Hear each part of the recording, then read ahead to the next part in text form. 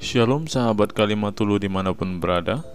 Apa kabar sahabat Kalimatulu semua? Saya berharap sahabat semua ada dalam keadaan sehat dan selalu di dalam pertolongan Tuhan kita Yesus Kristus. Terus dukung perkembangan channel ini dengan cara like, komen, dan subscribe.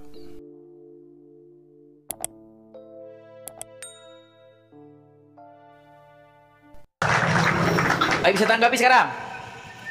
Bisa? Nah, sama. Sunat pun seperti itu. Makanya sunat itu adalah tanda perjanjian dari Tuhan dan Abraham, antara Tuhan dan Abraham dan keturunan Abraham ini. Siapa keturunan Abraham? Yaitu bangsa Israel. Nah, lalu bagaimana sekarang yang bukan keturunan Abraham, yang bukan bangsa Israel? Bagaimana dengan orang Yunani? Bagaimana dengan orang orang Indonesia? Bagaimana dengan orang Arab? Bagaimana dengan bangsa-bangsa lain? Mereka bukan keturunan Abraham. Dan kami masuk ke dalam perjanjian itu bukan dengan lewat perantaraan sunat. Materai kami bukan sunat lagi. Nah, masalahnya kan kalian tidak ngerti sunat itu apa, kan gitu. Jadi makanya saya bilang sebuah kecacatan logika.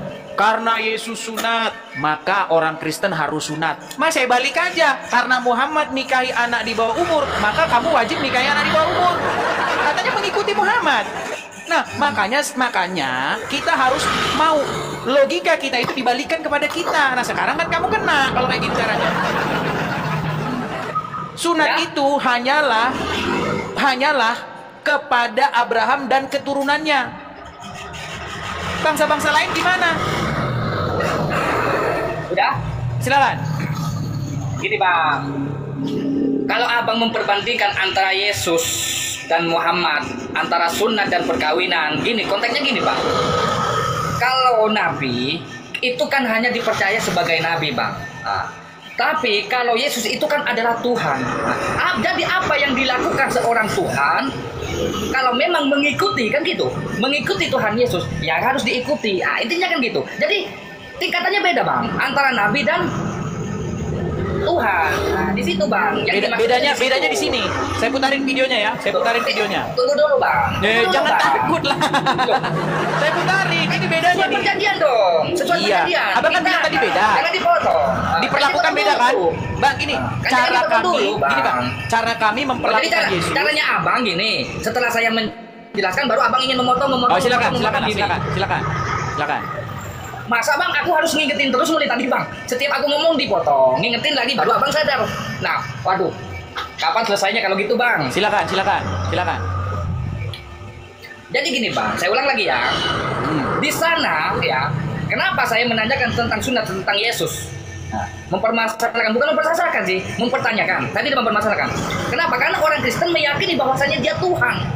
Nah, sedangkan kalau meyakini bahwasanya dia itu Tuhan, berarti mengikuti apa yang Tuhan lakukan, yang Tuhan katakan, misalkan lah. Nah, ya kan? Memang Tuhan Yesus tidak memerintahkan sunat, oke. Tapi mereka yakin mengikuti Tuhan Yesus. Lalu kenapa tidak mengikuti cara-cara Yesus? Sudah? Kalau dengan Nabi Muhammad itu beda bang. Nah, bedanya apa? Karena kalau Nabi Muhammad dalam kita itu adalah kita perjanjian Nabi, bukan Tuhan. Oke, jangan diulang-ulang lagi bang, diulang-ulang terus. Sudah belum? Aku kalau udah selesai pasti aku bilang udah bang. Jadi kalau abang terburu-buru, oke lah aku kasih waktu, oke.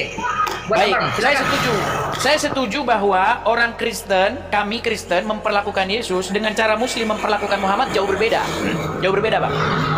Nah, kita dengar ya, bagaimana umat Muslim memperlakukan Muhammad. Kita dengar ya. Begitu lagi sampaikan kamu bahwa ini darah saya, amankan ia di tempat yang aman. Tidak perlu kamu kuburnya, kata Rasulullah. Maka kemudian selang beberapa waktu. Oh, sebentar. Ini kita mulai dari sini ya. Itu kalau beliau meludah, maka tangan para sahabat siap menyambut ludahnya baginda Nabi Sallallahu Alaihi Wasallam, dan ludah baginda Nabi diperebutkan oleh para sahabat. Para sahabat bertabarruk mengambil barokah dari ludahnya baginda Nabi, karena ludahnya baginda Nabi lebih wangi daripada minyak kasturi.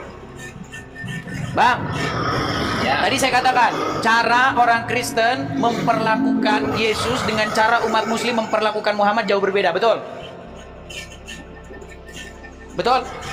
Betulkah Bang bahwa Muhammad itu hanya manusia biasa? Betul? Nah, kenapa Bang ludahnya diperebutkan Bang kalau dia hanya manusia biasa? Ludahnya aja mereka, jangan mau ditangkap ludahnya Muhammad, ayo. Katanya wangi seperti minyak kasturi. Ayo, gimana Bang? Aku jawab. Silakan. Oke, gini Bang. Kalau Abang mendengarkan ceramah, kan tadi itu ceramah intinya ya. Seorang ustaz berceramah, ya kan? Nah, di sana itu tidak ada Bang. Bohong, Maksudnya- berarti ceramah bohong. Ya tidak ada, memang tidak ada. Iya, berarti bohong ceramah itu. Nabi Muhammad tidak pernah memerintahkan itu. Enggak, ceramahnya berarti bohong. Ya, tidak ada. Bohong. Oke. Kalau kencingnya Muhammad diminum, bohong atau tidak? Tidak ada. Tidak ada. Kita dengarkan ya Bang ya. Kita dengarkan lagi Bang. Kita dengarkan Oke, Bang, Bang ya. sebelum. Sebentar, Bang, nih. Apakah di situ? Nih. Iya. Karena apapun yang tersentuh dengan diri baginda Nabi mustahil akan tersentuh oleh api neraka. Baginda Nabi Shallallahu Alaihi Wasallam suatu ketika pernah berbekam. Tahu namanya bekam ya? Sebentar. Nih.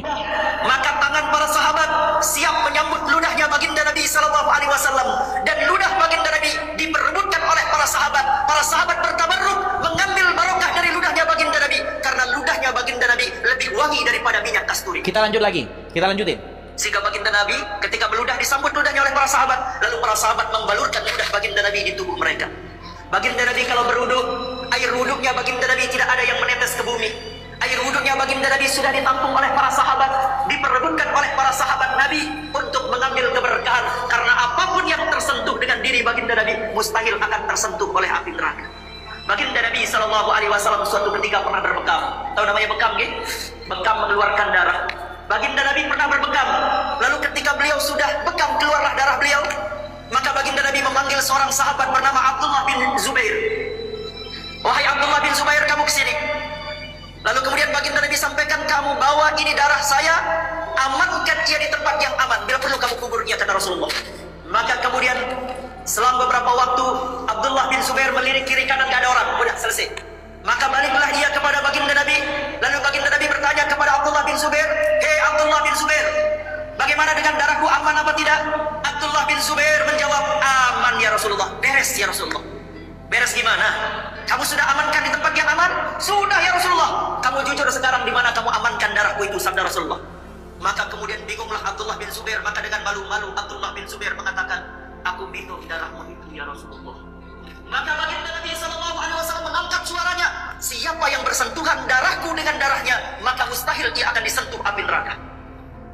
Darah baginda Nabi diminum oleh Abdullah bin Zubair dan baginda Nabi katakan, engkau tidak akan disentuh oleh api neraka. Ketika terjadi perang Uhud, Kita percepat ya. Kita percepat kencingnya. Malik ibn Sinan Nih, kita percepat. ke bumi, maka bergoncanglah aras. Kalau Nih. Alaihi Alaihi Wasallam ketika pada suatu malam beliau berada di kamarnya, lalu di malam itu baginda Nabi ingin qada hajat, maka baginda Nabi Sallallahu Alaihi Wasallam tumben-tumbennya tidak keluar dari rumahnya. Beliau mengambil sebuah ember, di ember itulah baginda Nabi buang air kecil, lalu kemudian ember yang berisi air kecilnya baginda Nabi disingkirkan di bawah tempat tidurnya baginda Nabi Sallallahu Alaihi Wasallam. Lalu kemudian ketika baginda Nabi keluar rumah, baginda Nabi kemudian balik ke rumahnya. Baginda Nabi mencari ember itu karena baginda Nabi juga akan buang air kecil di ember tersebut. Maka ketika baginda Nabi mencari ember itu, ternyata ember dan isinya tidak ada di tempat. Maka baginda Nabi Shallallahu Alaihi Wasallam mencari kemana ember dan isinya, yaitu kencingnya baginda Nabi Shallallahu Alaihi Wasallam. Maka baginda Nabi mengumpulkan seisi rumah. Kebetulan ada seorang pembantu baginda Nabi yang berasal dari negeri Habasyah. Orangnya berkulit hitam, pembantunya itu bernama Barakah, yang dikenal dengan nama Ummu Yusuf, di mana ia menjadi pembantu di rumah baginda Nabi. Lalu kemudian ditanyakan semua orang oleh baginda Nabi, kemana air kencingku yang ada di baskom itu, sabda baginda Nabi. Maka menjawablah Barakah, yaitu Ummu Yusuf, pembantu baginda Nabi, ya Rasulullah, akulah yang telah meminum air kencingmu itu ya Rasulullah. Maka apa jawaban baginda Nabi Sallallahu Alaihi Wasallam?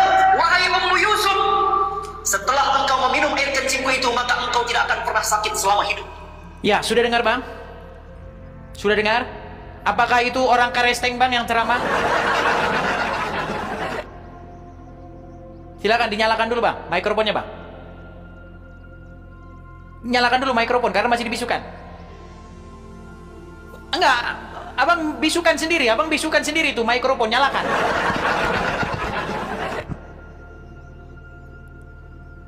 Langsung bisu dia. Mike. Iya. Ah, Kenapa bang? betul yang ceramah itu Muslim atau Karesteng? Saya nggak lihat bang. Loh, Bang, tahu Bahar bin Smith? Bahar bin Smith tahu Habib Bahar bin Smith tahu? oh itu yang drama. Kalau bukan. Itu bukan Habib Bahar bin Smith, tahu Habib Bahar bin Smith? Tahu kalau Bahar bin Smith tahu. Oke. Nih bang ya, ini abang dengarkan ini. Nanti kalau Ya. abang bantah, dengar dulu bang, dengar nih. Dengar bang ya. Ya. Nih, coba ya bang ya. Pernah satu waktu Nabi Muhammad kencing. Air kencingnya beliau taruh di satu wadah. Beliau taruh di satu tempat. Nggak sengaja ada satu orang sahabat perempuan. Dia nggak sengaja dia ambil itu wadah, dia minum.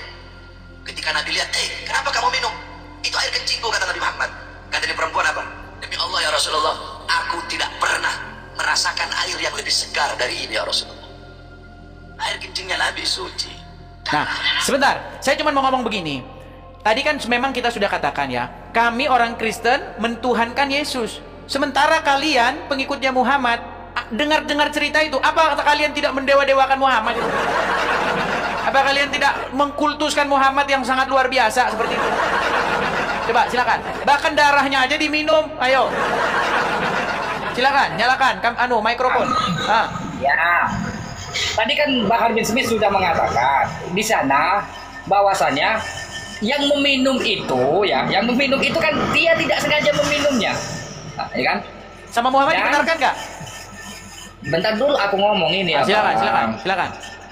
Dan Nabi Muhammad tidak pernah memerintahkan. Nah, gini bang, kalau dalam ceramah maupun Bahar bin Smith ataupun siapa tadi itu yang pertama nggak tahu kan aku atau siapa itu, tapi yang belakang kan Bahar bin Smith kata abang ya kan. Nah, Tapi di sana tidak ada kata-kata atau ayat ataupun perintah. ya enggak, yang saya tanya Dari pengikutnya. Nabi sendiri, Pengikutnya Bang. mengkultuskan Muhammad nggak? Nah, kalau masalah pengikutnya, Bang ya, kalau masalah itu tidak masuk konteks, maksudnya tidak masuk konteks, tidak dipermasalahkan. Kenapa? Karena yang meminum, yang penting tidak ada ajaran dari Nabi Muhammad, Bang. Nggak ada ajaran minum kencing. Minum kencing nggak ada Tidak ajarannya. ada. Minum kencing kontak nggak? Kalau memang ada ayatnya, Abang tunjukkan sama saya.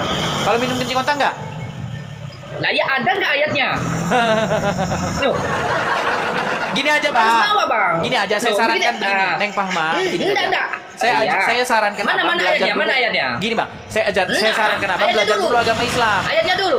Bukan, saya Ayatnya sarankan dulu, anda Bang. belajar dulu agama Islam. Soalnya anda banyak nggak tahunya. Gini, Bang. Apa ya? Bukan nggak tahu. Abang tadi Di dalam membahas Quran boleh masalah nggak mengkonsumsi kencing. darah? Sebentar, di dalam Dengerin Al-Quran dulu, boleh mengkonsumsi Abang. darah nggak? Ini bagian siapa yang ngomong? Saya Biar saya Abang. selesaikan. Ini habis ini biar kita ganti karena udah orang Oke. udah muter-muter Oke. kita dari tema udah lari kemana-mana. Dengarkan. Lah, kan Abang Di sendiri dalam yang muter. sebentar, ini penutup. Di dalam Quran boleh nggak mengkonsumsi darah bang? Tidak boleh. Tidak boleh. Sahabatnya Muhammad minum darah nggak? Apakah ada perintah di sana? Iya, minum darah nggak mereka? Loh. Apakah ada perintah? Yang faktanya mereka minum darahnya Muhammad nggak? Iya, ada perintah enggak, Bang? Tunjukkan, Bang. Abang. Oke lah. Kalau Abang ingin bernarasi, jangan diturunin. Kalau Abang ingin bernarasi, Bang ya, bawa dalil dan ayat sebagai bukti. Baru aku akan Abang jadikan guru. Tadi sudah saya putarkan videonya kok dalil dan bukti lagi. Itu video, Bang, bukan ayat. Jadi bukan dia bohong. dalil. Jadi dia bohong. Ya bohong kalau tidak ada dalilnya. Bohong dia. Ya udahlah. Ya udah, kalau Anda mengatakan dia bohong, ya udah siapa lagi Anda mau ngapain lagi dilanjutkan dengan Anda? Bagaimana mungkin seorang awam yang tidak tahu apa-apa nyalah-nyalahin ustadz di masjid? Aduh. Oke, kita kasih naik lagi ada Bang Tupang. Wah. Tupang. Ya, Bang Tupang, silakan nyalakan kamera. Oh, terturun. Kita kasih naik lagi ada Al-KTP. Waduh, si Al-KTP lagi. Ya, Bang Al-KTP, silakan nyalakan kamera. Mari kita berdiskusi dengan baik. Silakan Bang Al-KTP. Waduh, saya masih di muter. Silakan Bang Al-KTP, silakan nyalakan kamera, silakan.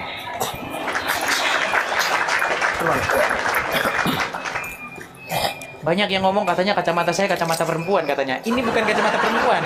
Masalahnya saya sudah tanya sama yang tukang jual kacamata. Ya kan? Sudah saya tanya.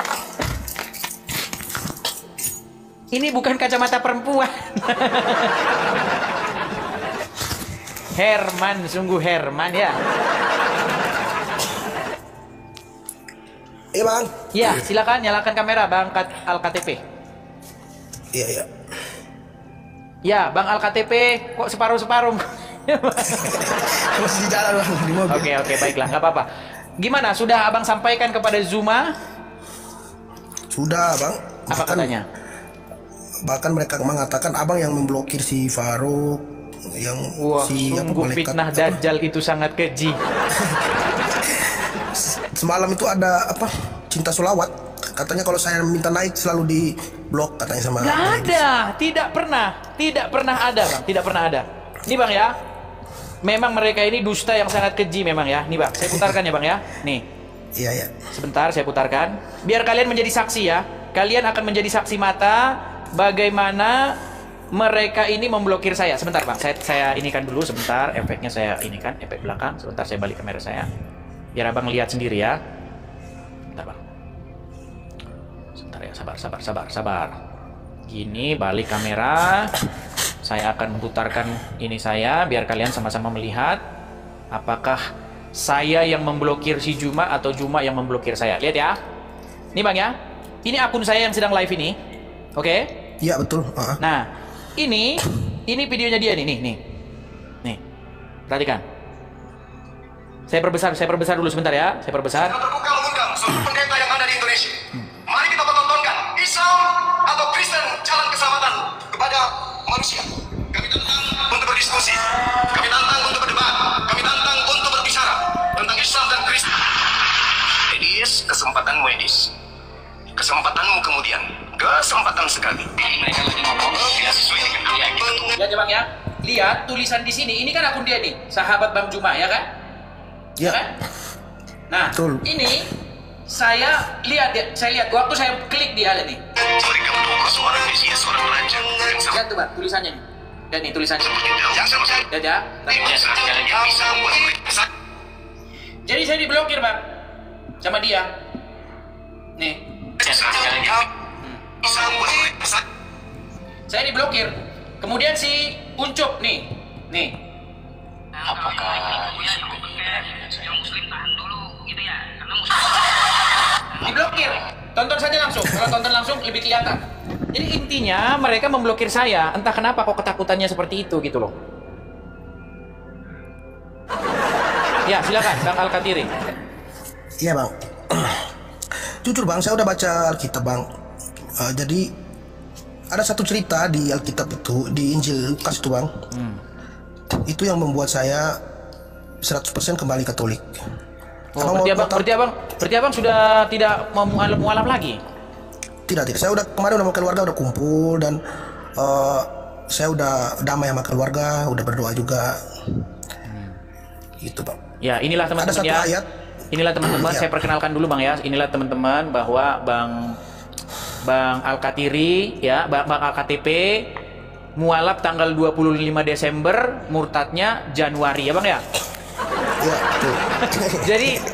jadi makanya saya bilang begini, para pendukung Juma dan kawan-kawan, janganlah kalian euforia.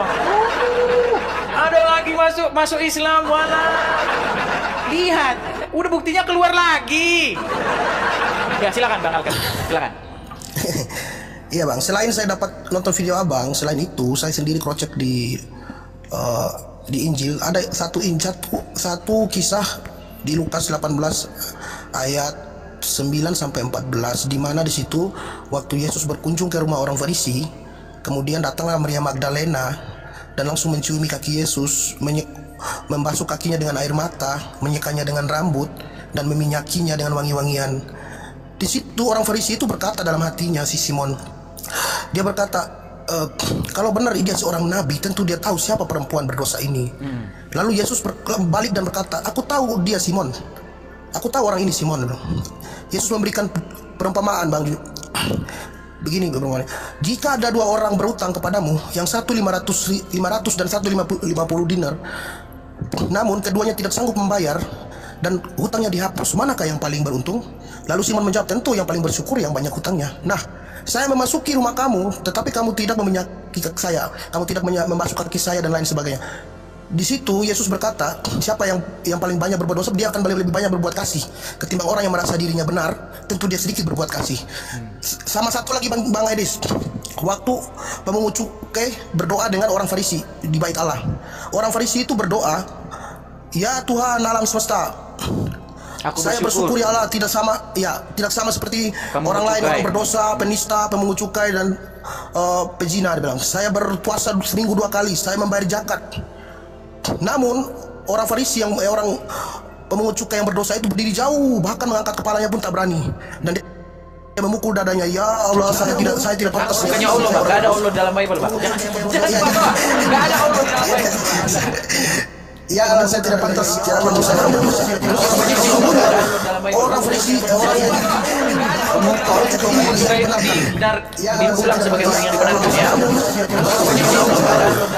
Barang siapa yang meninggikan diri, maka dia direndahkan. Itulah saya bilang kemarin waktu saya masuk di kampung hukuman muslim. Saya bilang, Anda merasa diri benar. Kenapa saya keluar dari Islam? Karena waktu saya masuk malah Bang Edis, jujur demi Tuhan, saya melihat orang Islam Kristen, saya merasa saya lebih benar. Benar, saya merasa saya lebih bagus. Saya kasihan sama saudara-saudara saya. Mereka akan masuk neraka karena menyembah Yudas, menyembah manusia, menyembah ini. Mereka kafir dalam hati saya. Dan saya selalu merasa diri saya paling benar. Itu salah, itu bagi saya itu sebenarnya. Tapi waktu saya di Katolik, Bang, kami tidak ada pernah merasa kami benar. Bahkan kalau kami di gereja itu bilang, kami mengaku dosa. Ada ucapan mengaku dosanya. Kami sungguh-sungguh berdosa, oleh sebab itu kami mohon doa dari saudara sekalian yang hadir, kan begitu. Kalau kami itu merasa diri kami berdosa dan tidak pantas. Dan saya lebih memilih seperti Maria Magdalena, lebih baik saya menjadi pendosa, tapi saya tahu mana yang benar. Karena Yesus datang kan bukan untuk orang sehat, melainkan dia datang untuk orang berdosa. Seperti orang Farisi yang berkata, mengapa kau duduk dan makan dan minum bersama orang-orang berdosa? Yesus berkata, orang sehat tidak membutuhkan dokter. Betul kan, Bang, ada ayat itu? Iya, orang sakit membutuhkan tabib, ya. Jadi saya merasa lebih baik saya rendah di hadapan manusia, tapi saya tinggi di hadapan Tuhan. Terima kasih, Bang Edis. Sama-sama, Bang AlKTP. Itu yang saya menjadi pedoman saya, ya. Ya, namanya perjalanan hidup seseorang begitu ya, Bang, ya. Jadi walaupun Abang kemarin sempat mualaf, tapi akhirnya seiring berjalannya waktu, akhirnya ya seperti pengakuan Abang lah, akhirnya Abang kembali lagi seperti itu. Ya, banyak cerita-cerita seperti itu di dalam Bible, perumpamaan seperti anak yang hilang, ya kan?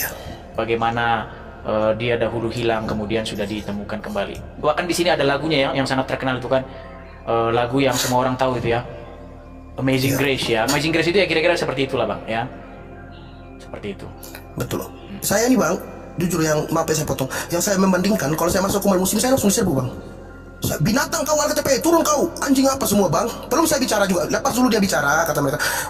Langsung dimaki-maki, hancur, diturunkan. Ya. Dinaikkan lagi, diturunkan lagi. Seperti itulah kelakuan mereka, Bang. Mereka itu kan bisanya cuma marah-marah.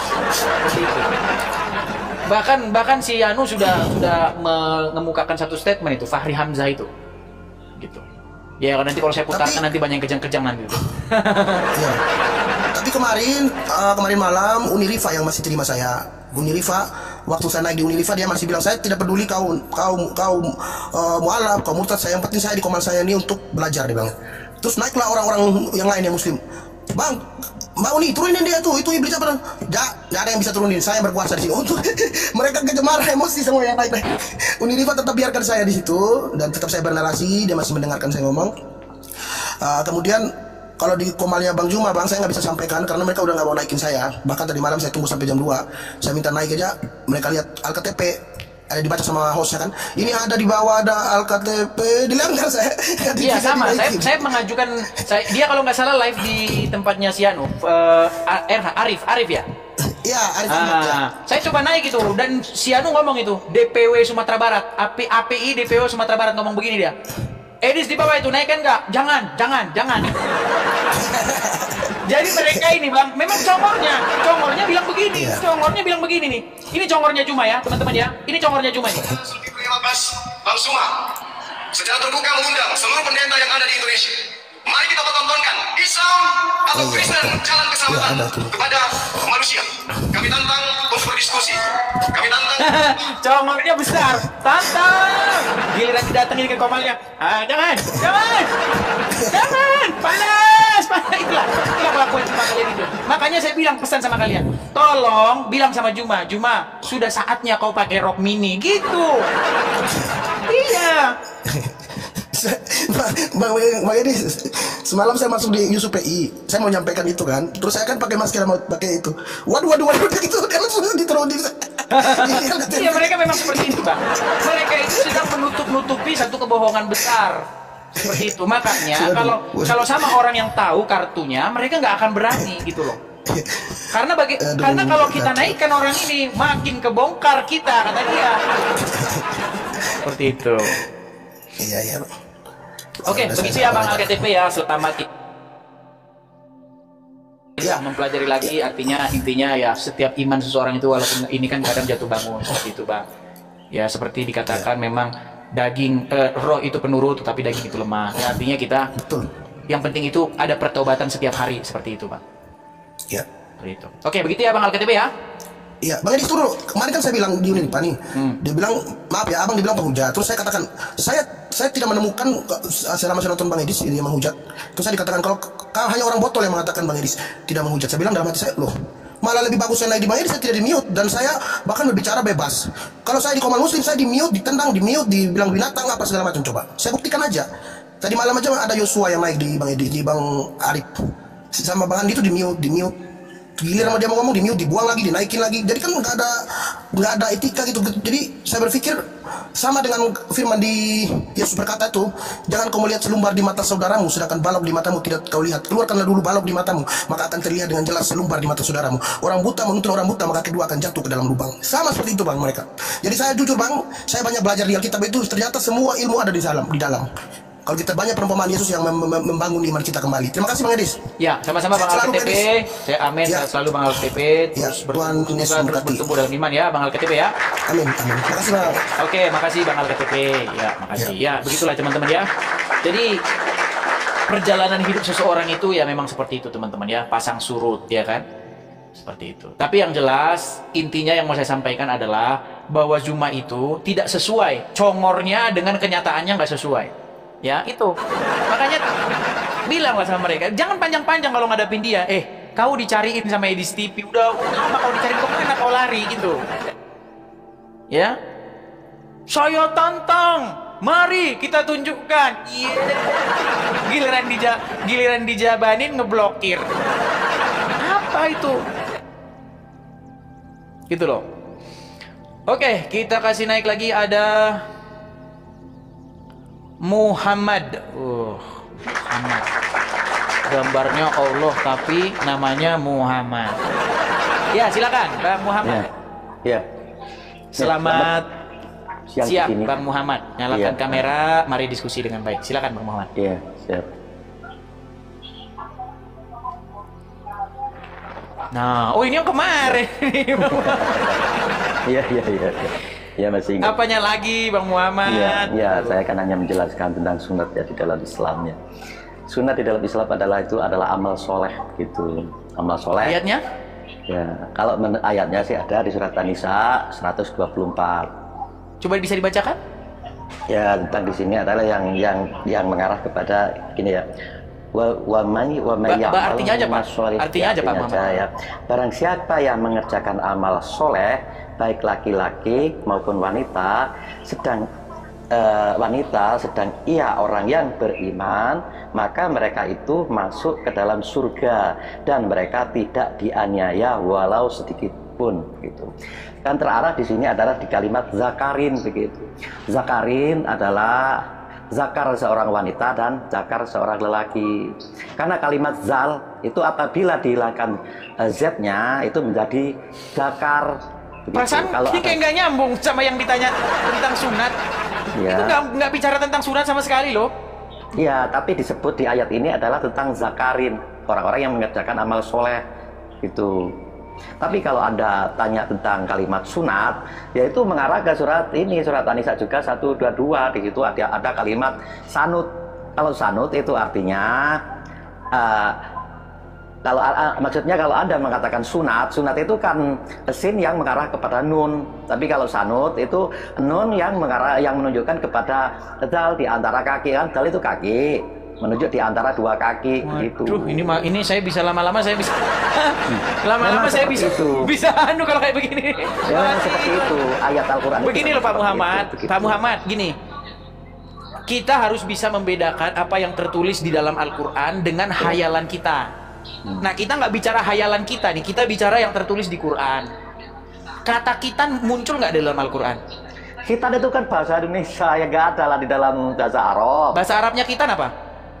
Bahasa kitan ya disebut di sini adalah zakarin, itu menyebut alat kelamin begitu. Pengertian kitan apa? Pengertian kitan?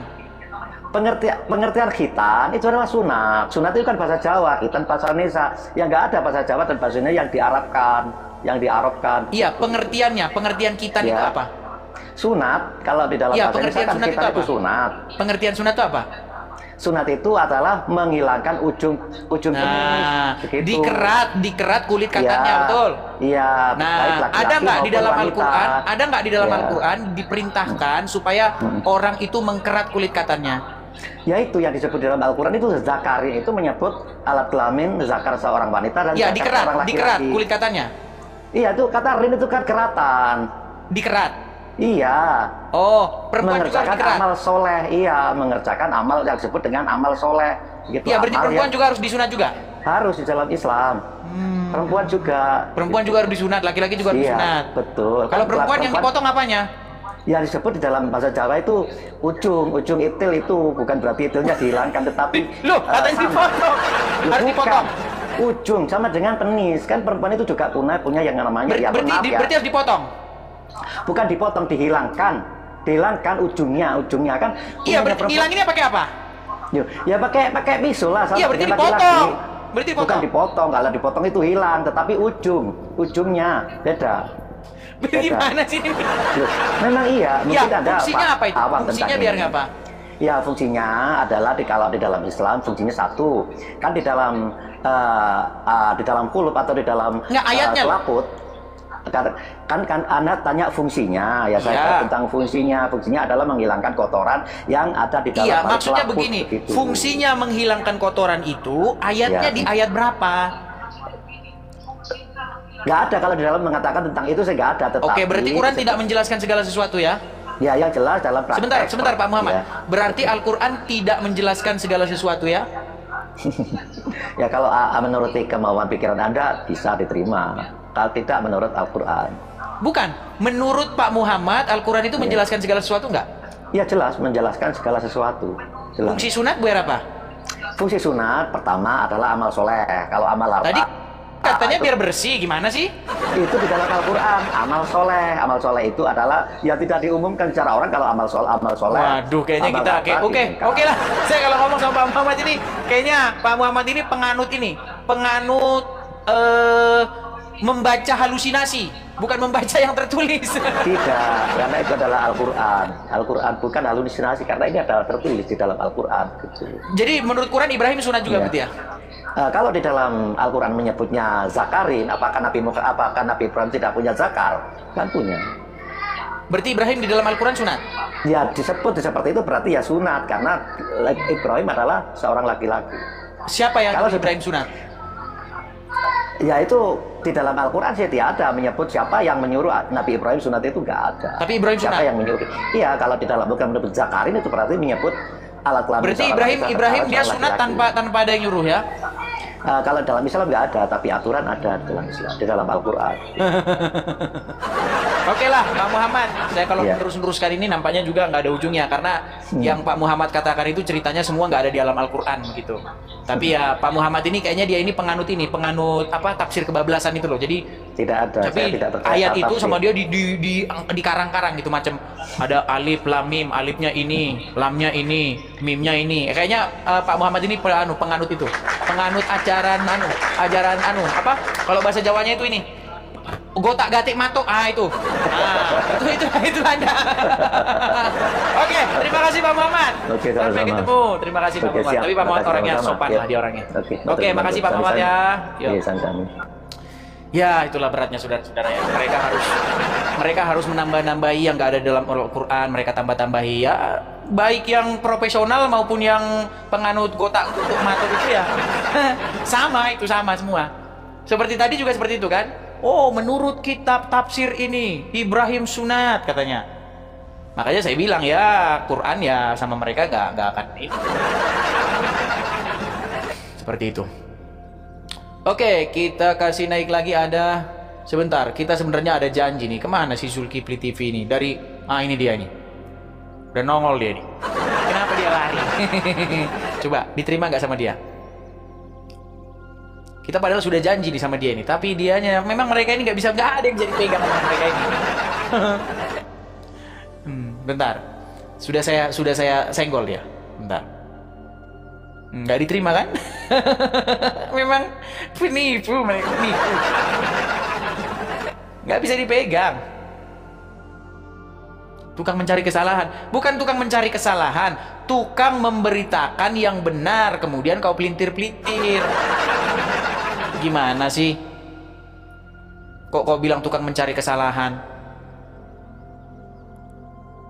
Coba naik, yuk, naik. Yang mana saya tukang mencari-cari kesalahan? Sambil menunggu sini ya, si siapa, si Zulkifli ya. Tidak berani ya. Memang mereka ini pedus. Gak ada yang bisa ini ya. Kalau teman-teman menyaksikan ya, kemarin dia udah saya tantang dan dia sudah mengiyakan. Besok pagi jam 9 pagi waktu Indonesia Barat. Sudah saya tunggu dari jam 9 pagi. Sekarang udah jam berapa? Udah jam 1 siang. Gak nongol. Gak berani dia. Oke, kita kasih naik ada Bastian. Ya, silakan Bastian. Bastian 27, silakan nyalakan kamera. Salam Bang Edis, nggak usah nyalain kamera. Aku cuma mau cari mau mendengarkan tanggapan Bang Edis. Kata si Zulkifli itu katanya Bang Edis itu modal congor doang katanya. Oh, abang udah sana? Iya, aku dengar mereka bilang, oh jangan gitu, paling kita ke sana dia modalnya congor doang. Enggak, mereka nggak harus ke sini. Jadi sesuai perjanjian kan semalam mereka siaran, saya masuk, saya bilang begini. Daripada kita nanti debat kusir, gimana kalau besok pagi kita debat di Komal masing-masing. Anda siaran, saya siaran, kita ketemu di tengah, PK gitu loh. Dia sudah iyakan. Terus dia ngomong sekarang congor-congor katanya. Memang mereka ini. Ya itulah, kenyataannya seperti itu.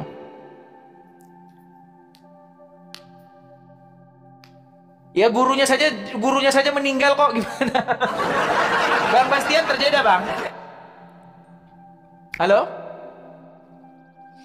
Oke, ya Bang Bastian nampaknya ada kendala, kita turunkan dulu ya. Maaf ya Bang Bastian ya. Baik, jadi kita sudah dapat jawaban bahwa intinya si Zulkifli pun tidak berani. Ya, itulah, mereka tidak ada yang berani. Ya, mereka tidak ada yang berani teman-teman. Oke teman-teman ya, sehubungan dengan banyaknya akun-akun yang saya palsu teman-teman ya. Jadi teman-teman sekali lagi nih, teman-teman saya kasih tahu kepada teman-teman. Ini saya balik dulu ya. Bentar, saya balikkan dulu layar saya, sabar teman-teman. Sabar teman-teman ya. Saya balikkan dulu kamera saya.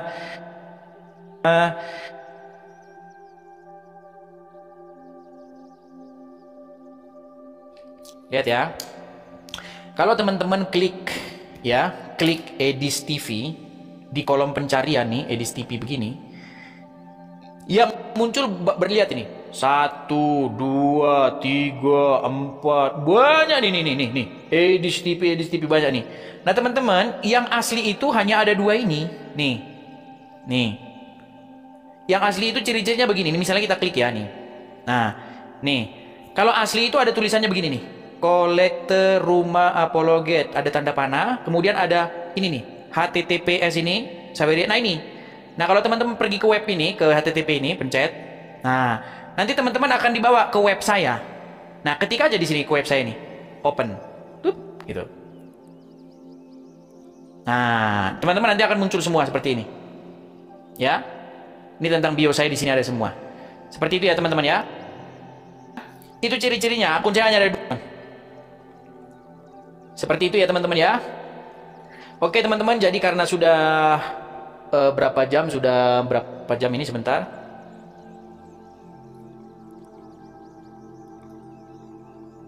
Sudah hampir 3 jam, 5 menit lagi sudah 3 jam. Mungkin kita rehat dulu ya teman-teman ya. Mudah-mudahan ya. Tapi besok hari Minggu di sini teman-teman. Ya lihat besok lah ya. Kalau kita bisa siaran malam. Tapi mudah-mudahan lah bisa teman-teman. Karena hari Minggu besok kayaknya jatah saya di gereja itu menjadi keamanan. Oke. Ya teman-teman ya. Mudah-mudahan kita bisa siaran nanti malam. Kita rehat dulu ya teman-teman ya. Oke teman-teman, terima kasih. Mari kita simak apa yang diungkapkan oleh Profesor dan cendekiawan Muslim yang satu ini. Kita kutip dalil liputan 6 teman-teman. Quraisy Shihab mengatakan, tolong jangan pilih ustadz yang suka memaki. Kiai Haji Quraisy Shihab ibaratkan begini. Nah teman-teman, ternyata ada juga ustadz-ustadz yang suka memaki-maki teman-teman. Bisa jadi ini adalah salah satu oknum yang dikatakan oleh Habib Kribo tadi teman-teman, di mana mereka seakan-akan orang yang paling beriman, paling beragama, dengan kepalanya ada titik hitam dan juga jenggotnya sampai panjang ke lantai, kata Habib Kribo tadi kan teman-teman. Di era modern ini ketika ceramah agama mudah diakses melalui berbagai media, umat Islam dihadapkan pada pilihan beragama, ustadz atau penceramah yang dapat mereka ikuti. Namun tidak semua pendakwah menggunakan cara yang sejuk dan penuh hikmah dalam menyampaikan pesan agama. Menanggapi fenomena ini, wah ini ternyata sebuah fenomena nih teman-teman, berarti sudah sering terjadi nih teman-teman. Profesor Kiai Haji Quraisy Shihab, seorang cendekiawan Muslim, terkemuka menekankan pentingnya memilih ustadz yang tidak memaki-maki dalam dakwahnya. Quraisy Shihab mengingatkan bahwa dakwah adalah ajakan kepada kebaikan yang harus disampaikan dengan cara yang baik pula. Ia menekankan pentingnya mencontoh akhlak Nabi Muhammad SAW yang selalu lemah lembut dalam menyampaikan ajaran Islam. Mengutip sabda Nabi Muhammad, barang siapa yang beriman kepada Allah dan hari akhir, hendaklah ia berkata baik atau diam. Ayahanda presenter Naswa Shihab menegaskan bahwa ini adalah pedoman penting bagi para pendakwah. Kata-kata yang baik dan penuh hikmah lebih efektif dalam menyentuh hati dan menggerakkan orang untuk berubah ke arah yang lebih baik.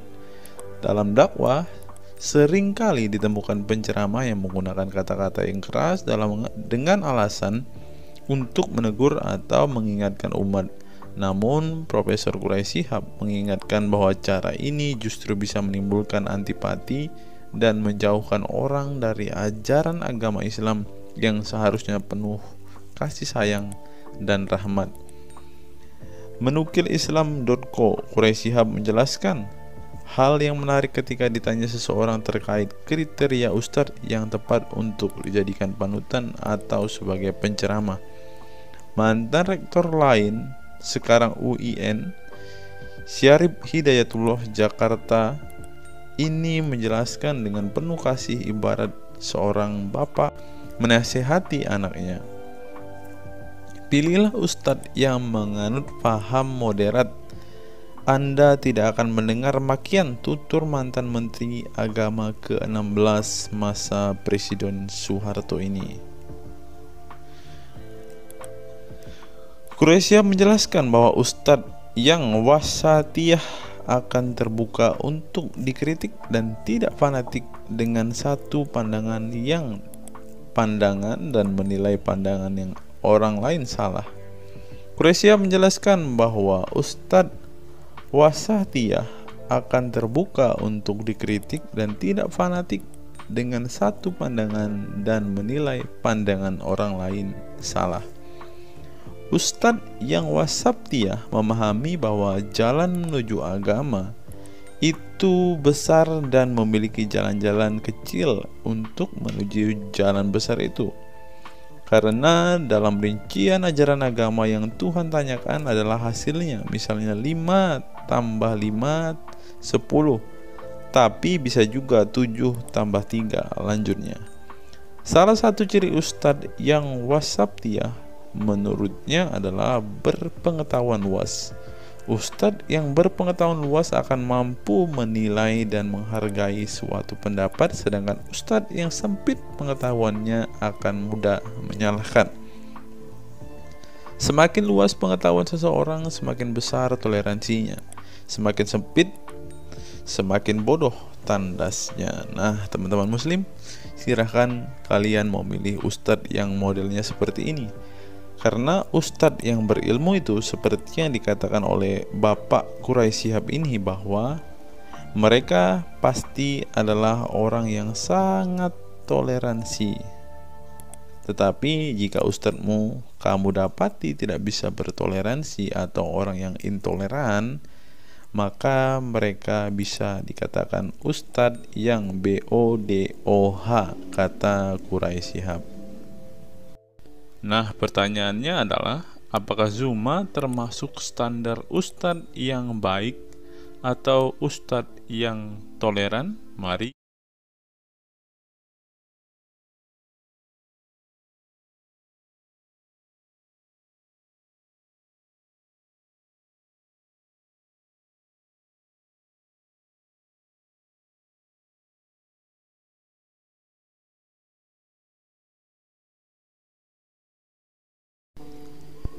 Google, mengapa Rasulullah disebut sebagai nabi penutup?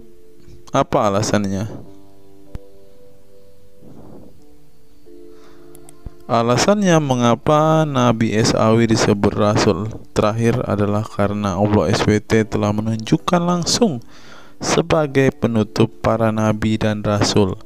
Hal ini tercantum dalam Al-Quran yang merupakan firman Allah. Di sini dituliskan, mengapa Muhammad atau Nabi SAW disebut Nabi terakhir? Mari kita baca ya. Katamul Anbiya merupakan salah satu julukan Nabi Muhammad yang berarti penutup para nabi, sesuai dengan firman Allah SAW dalam surat Al-Ashab ayat 40 yang berbunyi, artinya Muhammad itu sekali-sekali bukanlah bapak dari seorang laki-laki di antara kamu, tetapi dia adalah Rasul Allah dan penutup nabi-nabi, dan adalah Allah Maha mengetahui segala sesuatu. Nabi Muhammad SAW merupakan nabi terakhir yang Allah utus untuk menyempurnakan agama-agama sebelumnya. Al-Quran merupakan kitab Allah yang menyempurnakan kitab-kitab sebelumnya, sehingga tidak perlu ada kitab lain karena Al-Quran merupakan kitab Allah yang menyempurnakan kitab-kitab sebelumnya, sehingga tidak perlu ada kitab lain karena Al-Quran sebagai kitab terakhir. Maka dapat diartikan bahwa tidak ada lagi nabi setelah Nabi Muhammad SAW. Nabi Muhammad SAW sebagai nabi terakhir juga didukung dengan dalil lainnya, yaitu surat Al-Sab 61 ayat 6. Dan ingatlah ketika Isa bin Maryam berkata, "Hai Bani Israel, sesungguhnya aku adalah utusan Allah kepadamu, membenarkan kitab sebelumku, yaitu Taurat, yang memberikan kabar gembira dengan datangnya seorang Rasul yang akan datang sesudahku, yang namanya Ahmad dalam tanda kurung Muhammad." Menurut Syekh Al-Zairi dalam kitab Al-Jawahir dan Al-Qalamiyah, alasan kenapa Nabi Muhammad SAW dijadikan nabi terakhir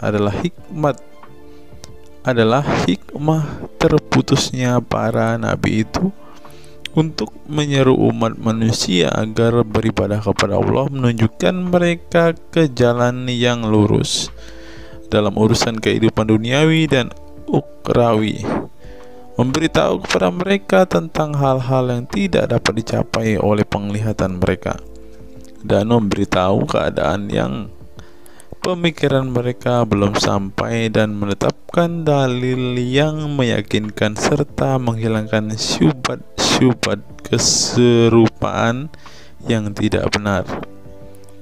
Adapun hubungan dakwah Nabi Muhammad SAW dengan nabi-nabi terdahulu ialah terbangun atas dasar sebagai penguat dan penyempurna dakwah nabi-nabi sebelumnya. Oleh karena itu, semua para nabi selalu dibangun atas dasar dua pondasi utama, yaitu akidah, syariat, dan akhlak. Dari segi kaidah, dari segi akidah, semua ajaran yang dibawa oleh para nabi mulai dari Nabi Adam alaihissalam sampai Muhammad sallallahu alaihi wasallam adalah sama.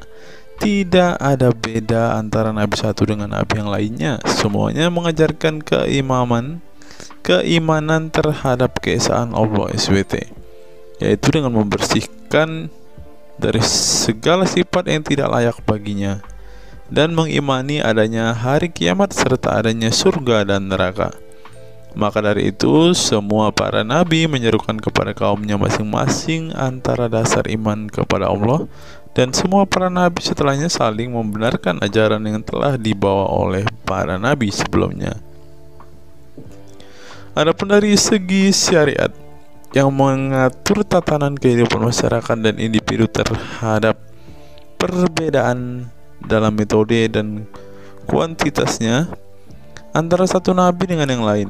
Hal itu disebabkan karena syariat tersebut dalam ranah pelaksanaan bukan sebuah pengabaran seperti akidah. Perkembangan zaman dan perbedaan bangsa yang satu dengan bangsa yang lainnya turut mempengaruhi syariat mereka satu sama lain. Diutusnya satu nabi itu adalah khusus untuk umatnya pada waktu itu, bukan umum untuk semua manusia.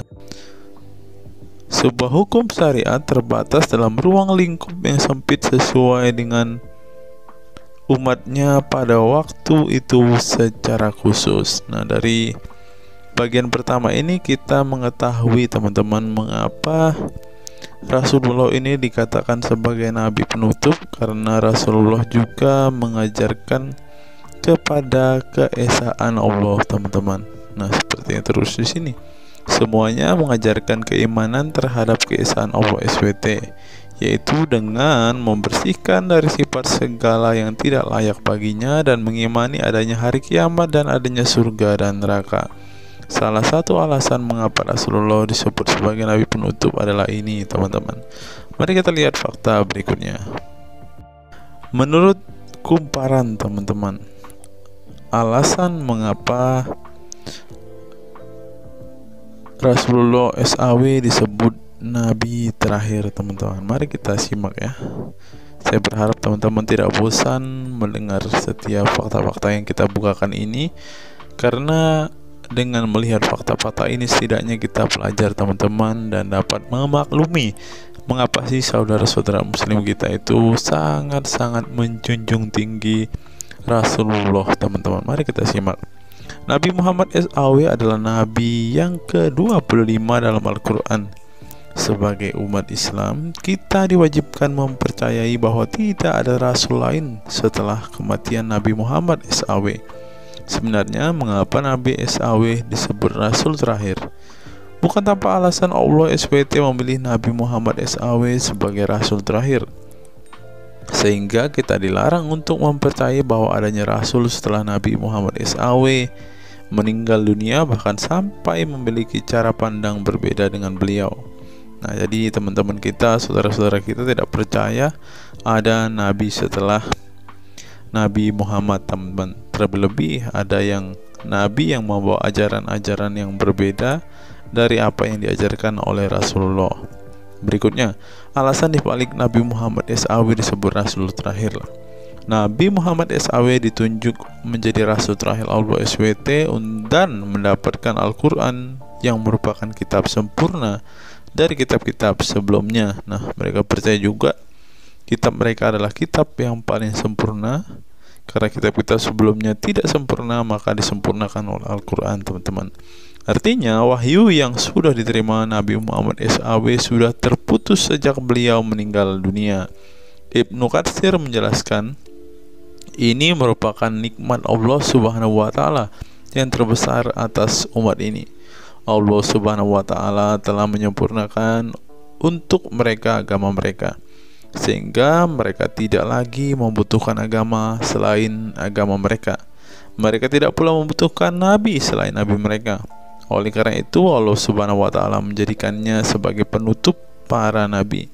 Allah Subhanahu wa taala mengutus beliau kepada manusia dan kepada jin. Nah, jadi teman-teman, Rasulullah juga bukan hanya dikirim kepada umat muslim, kepada manusia-manusia yang percaya dan memutuskan untuk memeluk agama Islam saat ini, ternyata juga kepada para jin, teman-teman. Allah Subhanahu wa taala berfirman, artinya Muhammad itu sekali-kali bukanlah bapak dari seorang laki-laki di antara kamu, tetapi dia adalah Rasulullah dan penutup nabi-nabi, dan adalah Allah Maha mengetahui segala sesuatu. Dikutip dari buku situs-situs dalam Al-Quran oleh Syarifuddin Al-Fikri, para ahli bahasa memberikan makna terhadap kata ma dalam surat Al-Ahzab ayat 40 dengan al-istitsaku wal ma'u, yang artinya memastikan dan menolak sesuatu, sehingga Al-Quran menyebutkan bahwa Nabi Muhammad SAW sebagai khatam an-nabiyin. Artinya pasti tidak ragu beliau seorang nabi terakhir dan menolak orang mengaku di kemudian hari. Adapun alasan dibalik Nabi Muhammad SAW sebagai Rasul terakhir dijelaskan oleh Syekh Al-Zairi dalam Al-Jawahir Al-Kalamiyah. Sebenarnya Nabi kita Muhammad dikatakan sebagai penutup para nabi itu hanya karena sesungguhnya hikmat terputusnya para nabi itu menyeru umat manusia agar beribadah kepada Allah, menunjukkan mereka ke jalan yang lurus dalam urusan kehidupan duniawi dan ukhrawi, memberitahu kepada mereka tentang hal-hal yang tidak dapat dicapai oleh penglihatan mereka, dan memberitahu keadaan yang pemikiran mereka belum sampai, dan menetapkan dalil yang meyakinkan serta menghilangkan syubhat-syubhat keserupaan-keserupaan yang tidak benar. Karena itu umat manusia tidak memerlukan lagi kepada nabi sesudah Nabi Muhammad, sebab syariatnya telah mencapai batas kesempurnaan. Dan dari alasan inilah tampak jelas tentang rahasia terusnya beliau untuk seluruh umat manusia, dan keberadaan beliau sebagai manusia yang paling utama dalam segi fisik serta halaknya. Demikianlah penjelasan singkat mengenai Nabi Muhammad SAW sebagai Rasul terakhir. Semoga dengan mengetahuinya dapat menambah meneladani beliau sebagai sosok yang sempurna. Yang perlu diingat, jangan menghujat ya teman-teman. Mengutip sindonews.com, inilah ke-10 keistimewaan Rasulullah. Yang pertama, air liur Rasulullah menjadi obat. Dari Sahl bin Sa'ad berkata, saat Rasulullah dan para sahabat akan berperang di Khaibar, Rasulullah bersabda bahwa ia akan memberikan bendera kepada seorang pria yang cinta dan dicintai oleh Allah dan Rasulnya, dan Allah akan memberikan kemenangan. Rasulullah mencari Sayyidina Ali, akan tetapi para sahabat mengatakan bahwa Ali sedang mengalami sakit mata. Rasulullah memerintah para sahabat untuk mendatangkan Ali kepada beliau. Kemudian Rasulullah meludahi kedua matanya dan mendoakannya. Seketika itu sakit matanya sembuh seakan-akan tidak ada bekas sakit sebelumnya. Kemudian sahabat Khalid bin Ali mengaku pernah digigit kalajengking di kakinya. Lalu Nabi meludahi kakinya dan mengusapnya. Seketika hilang sakit dan berhenti darahnya keluar.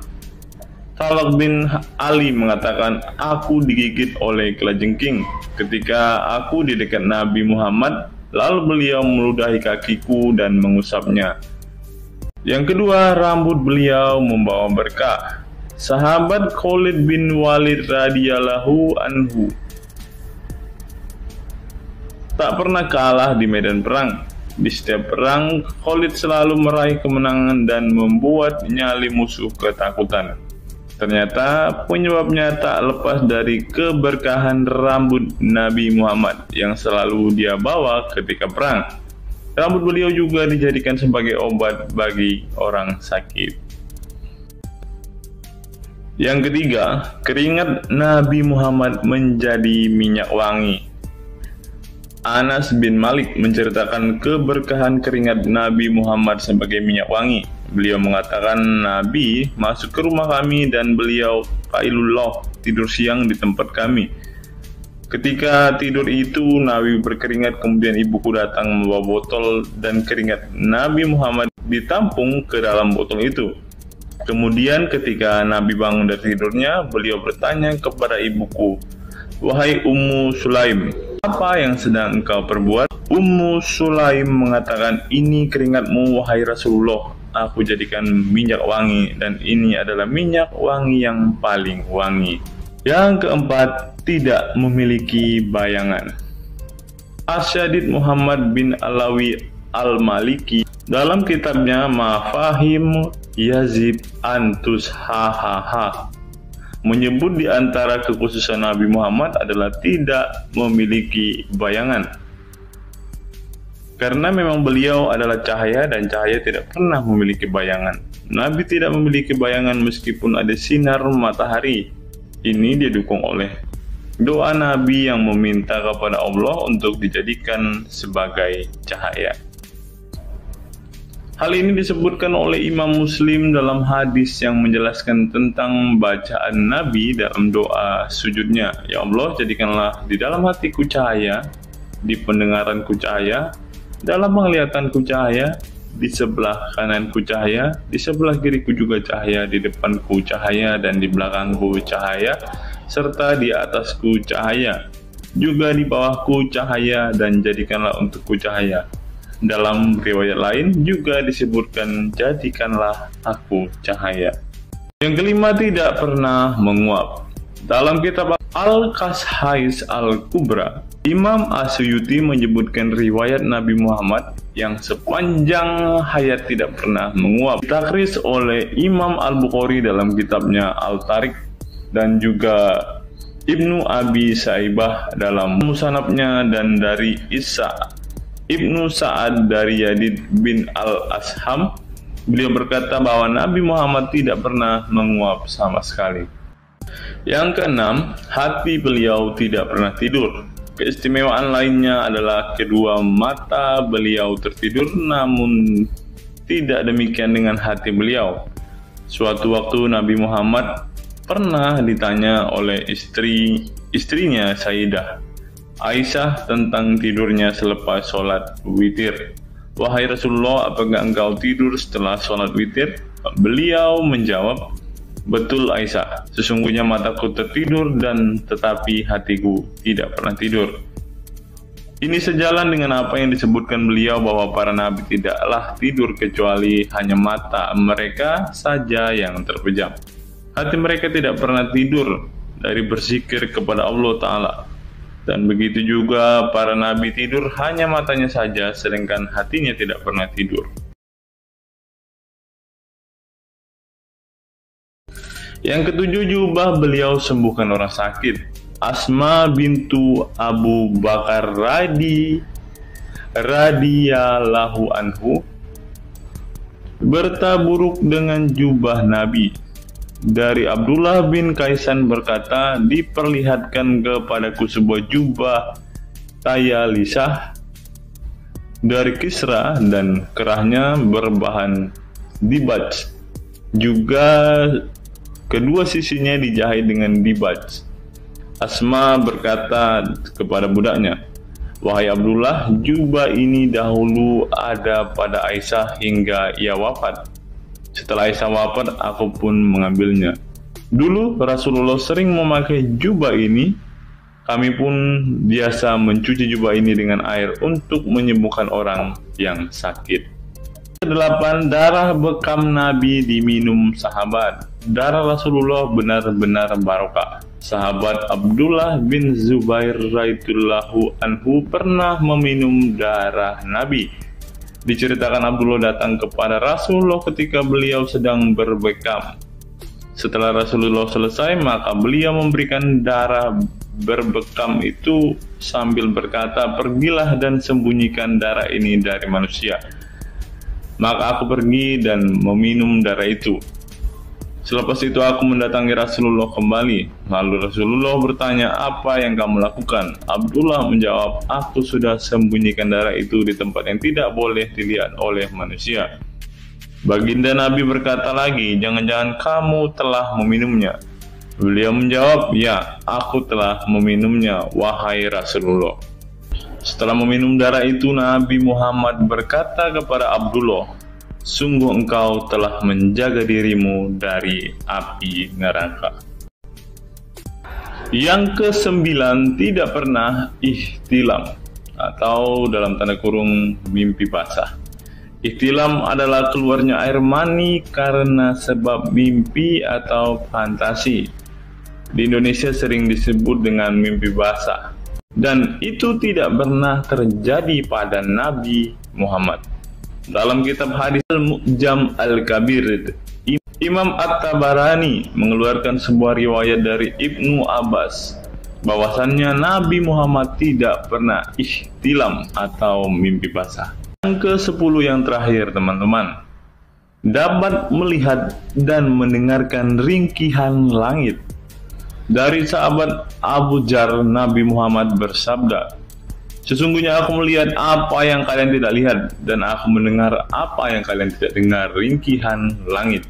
Dan memang pantas langit bersuara ringkih, karena di setiap jarak 4 jari di langit ada malaikat yang menaruh keningnya dan sujud kepada Allah. Demi Allah, seandainya kalian mengetahui apa yang aku ketahui, kalian akan sedikit tertawa dan banyak menangis."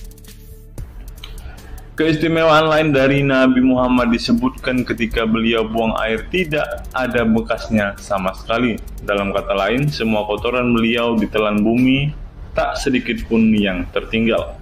Beliau juga mampu melihat ke belakang dengan jelas sebagaimana beliau melihat ke depan.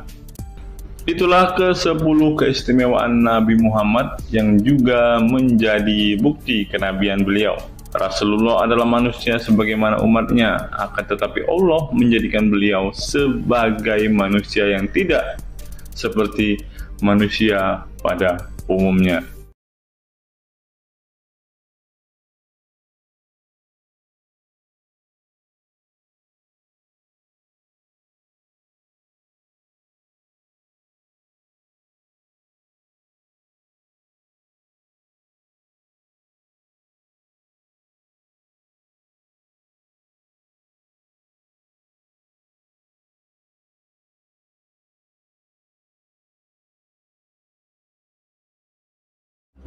Hari ini kita akan menyimak sebuah kisah yang saya kutip dari sebuah artikel yang akan menggemparkan kita semua. Karena kisah ini berisi sebuah cerita tentang para sahabat Nabi Muhammad yang katanya masuk surga. Bagaimana mungkin para sahabat ini bisa masuk surga? Sedangkan junjungan mereka sendiri pun tidak mempunyai kepastian surga. Seperti yang diungkap Bapak Quraisy Shihab berikut ini. Tidak benar, saya ulangi, tidak benar bahwa Nabi Muhammad sudah dapat jaminan surga. Mendengar apa yang dikatakan Bapak Quraisy Shihab tadi, jelaslah bahwa Rasulullah pun tidak pasti masuk surga. Bagaimana mungkin para sahabat masuk surga jika sang junjungan sendiri tidak punya kepastian surga? Memang sedikit aneh sih teman-teman. Nabi tidak pasti masuk surga, tapi para sahabat masuk surga. Mungkinkah para sahabat lebih baik dari sang Nabi? Untuk itu, mari kita simak kisah para sahabat Nabi berikut ini dan temukan alasan mengapa mereka bisa masuk surga. Kisah sahabat Nabi Muhammad SAW yang dijamin masuk surga oleh Allah SWT. Semua manusia pasti menginginkan masuk surga Allah SWT, namun tidak semua jiwa bisa masuk surga. Ada banyak tantangan dan perjalanan yang sangat panjang yang harus dihadapi umat Islam hingga mendapat kesempatan ala SWT untuk masuk surga. Itu juga belum tentu langsung masuk surga. Mungkin harus ke neraka untuk menghapus dosa-dosa terlebih dahulu. Meski demikian, kita bisa belajar dari kisah sahabat Nabi Muhammad SAW yang dijamin masuk surga Allah. Mereka tidak begitu saja mendapat tempat yang keindahannya kekal abadi. Berbagai ujian keimanan dan fisik dalam mengarungi kehidupan mereka di jalan Allah SWT. Siapa sajakah sahabat Nabi SAW yang dijamin masuk surga? Simak selengkapnya dalam ulasan berikut ini. Kisah sahabat Nabi Muhammad SAW yang dijamin masuk surga. Dalam sebuah hadis terdapat 10 sahabat Nabi SAW yang masuk surga. Hadis tersebut berasal dari Abdurrahman bin Auf radhiyallahu anhu. Ia berkata, Rasulullah SAW bersabda. Adapun kisah 10 sahabat Nabi yang dijamin masuk surga yang dikutip dari buku biografi 10 sahabat Nabi yang dijamin masuk surga karya Sujai Fadil 2020. Yang pertama, Abu Bakar As-Siddiq. Abu Bakar As-Siddiq dikenal sebagai manusia terbaik setelah Nabi Muhammad SAW. Beliaulah orang pertama yang beriman kepada Nabi SAW, menemaninya dan membenarkan perkataannya. Ketika Nabi Muhammad SAW meninggal dunia, beliaulah yang dipilih menjadi imam dan melanjutkan kepemimpinan sebagai khalifah. Yang kedua, Umar bin Khattab. Sahabat Nabi Muhammad SAW selanjutnya yang dijamin masuk surga adalah Umar bin Khattab. Dedikasi beliau kepada agama Islam sangatlah besar. Walaupun sebelum ia memutuskan untuk beriman kepada Nabi Muhammad SAW, ia ingin membunuhnya. Setelah masuk agama Islam, Umar bin Khattab menjadi orang yang paling berani dan mendapat gelar Al-Furuq yang memiliki arti pembeda antara yang benar dan yang salah. Yang ketiga, Utsman bin Affan. Utsman bin Affan merupakan saudagar kaya raya, namun kekayaan tersebut tidak membuatnya sombong, namun kebalikannya. Utsman menggunakan hartanya untuk zakat, sedekah, dan infak. Setelah meninggalnya Umar bin Khattab, beliau melanjutkan kepemimpinannya dan juga melanjutkan tugas untuk menyusun mushaf Al-Quran. Yang keempat, Ali bin Abi Thalib. Ali bin Abi Thalib merupakan sepupu dari Nabi Muhammad SAW, sehingga beliau banyak belajar Islam dari usianya sejak kecil. Ali bin Abi Thalib pernah ditinggal Nabi Muhammad SAW saat perang Tabuk untuk menjaga para wanita dan anak-anak. Setelah meninggalnya Utsman bin Affan, beliau meneruskan kepemimpinannya. Namun di masa kepemimpinannya banyak sekali pertentangan dan perpecahan kelompok dengan pemikiran masing-masing. Talhah bin Ubaidillah. Meski tak seterkenal para khulafaur rasyidin, namun beliau merupakan sosok perlindung bagi Nabi Muhammad dalam perang Uhud dengan menangkis anak panah dengan tangannya hingga kehilangan jari-jarinya. Selain itu, Talib bin Ubaidillah disanjung karena kebaikan hati dan sedekah beliau. Yang keenam, Zubair bin Awam. Zubair bin Awam merupakan orang pertama yang berani mencabut pedangnya di jalan Allah SWT saat ia menduga ada orang musyrik yang sewenang-wenang kepada Nabi Muhammad SWT. Perjuangannya untuk masuk ke Islam tidaklah mudah. Beliau sempat disiksa oleh pamannya sendiri agar tidak mengikut Nabi Muhammad SAW. Yang ketujuh, Abdurrahman bin Auf. Abdurrahman bin Auf merupakan seorang saudagar yang kaya raya.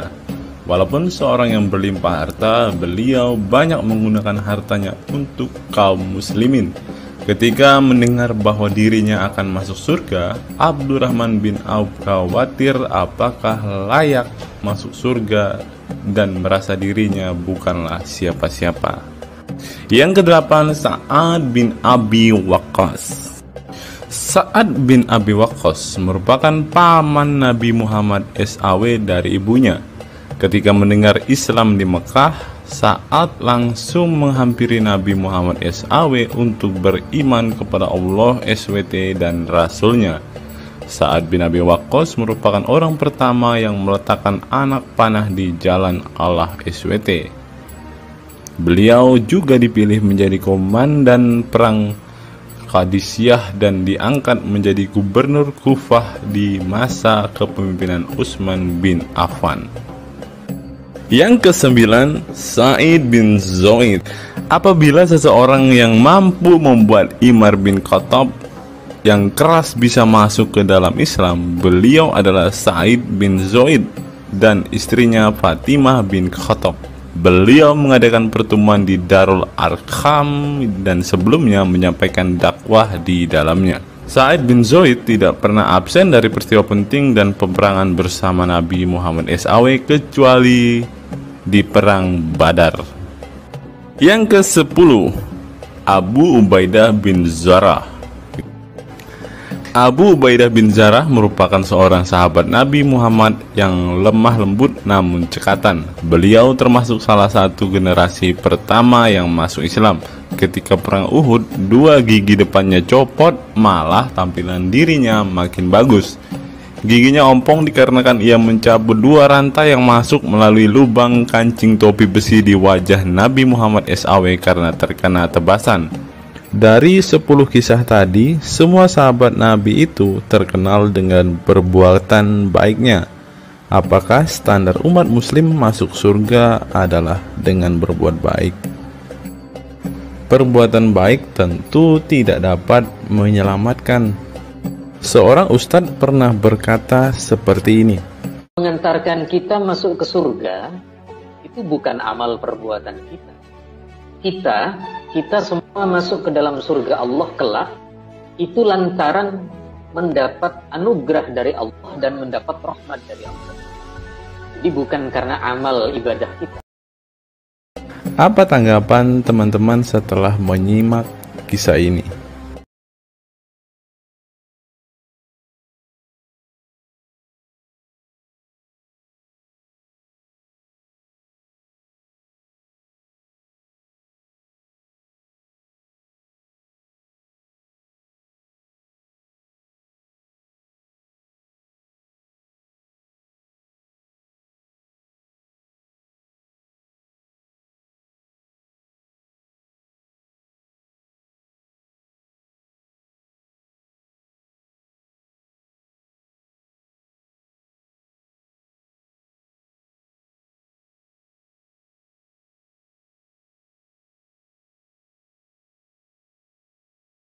Saya teringat dengan satu perkataan seorang ustadz, teman-teman. Ustadz ini mengatakan bahwa memang benar saudara-saudara muslim kita itu hanya suka membaca Al-Quran, suka berbahasa Arab, tetapi pada kenyataannya mereka ini, teman-teman, ternyata adalah orang-orang yang tidak paham sama sekali dengan apa yang mereka baca, teman-teman.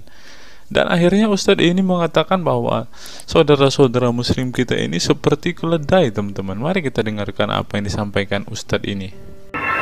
Kita bangga menghafal Al-Quran tapi tidak memahami Al-Quran. Senang mengulang berbahasa Arab tapi tidak mengerti bahasa Arab.